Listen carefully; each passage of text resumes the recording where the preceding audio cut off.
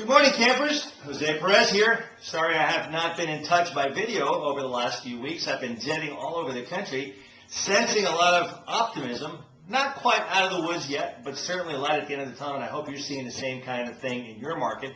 And we're glad that we can share all the ideas that we pick up from all over the country with everyone that's in Camp REinvent. So let's recap. We're about halfway through Camp REinvent, and we've talked about how to reinvent you and your management team. We've talked about Web 2.0. We've talked about internet marketing and integrated technology strategy. We've talked about cafe-style offices, and we spent 4 weeks with Rich Rector talking about how to recruit the agent of the future. So the last couple of weeks, we've started getting into a little bit more of the nitty-gritty of running a business. And some of the stuff may be quite not as sexy as recruiting the agent of the future or Web 2.0, but obviously very, very important in helping us to become the leaders, innovators, and go-to brokerages in our markets.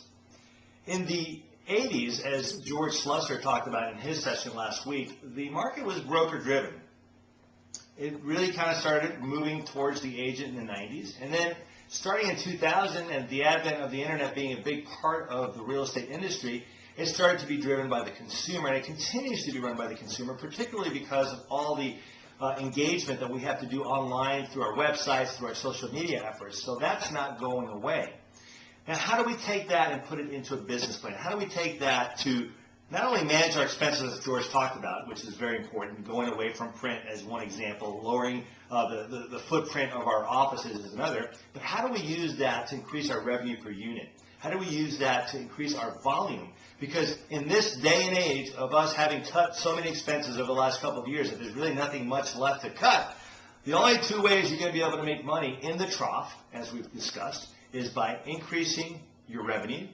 And we can do that certainly by engaging more people on our site, by driving more people to our site. We can increase profitability also by increasing productivity of us as managers, as owners, and productivity of our agents. And so we need to start looking at our business plans and then determining how that all works and how we take the things we've learned over the last 3 months and start implementing those into our business plans so that we could profit in the trough. And yesterday, George Felix went through a very interesting exercise that looked at each of the markets in a particular area, in his case, Charlotte, where he lives, and determined where the most production is being done, who's doing it, what kind of product it is it resale, is it new homes, and a lot of really good information that if we really go down to the depths of what George did yesterday, which was very granular, but also very informative because it highlights certain things that you can use again in your business plans to strategize, to determine how this impacts your value proposition, to determine what kinds of agents to recruit, that helps you to determine what kind of office you should have, where you should have that office, all these things that you have to put in your business plan, and you've got to be molding your business plan to really start looking at all the different aspects of this new paradigm, the new paradigm where you have to engage people online, the new paradigm where you don't necessarily have to have the big footprint anymore, the new paradigm of how to communicate with the agents and the consumers today. So all this fits together, as I've said from day one. All of this, everything we've talked about since July 9th, it all connects.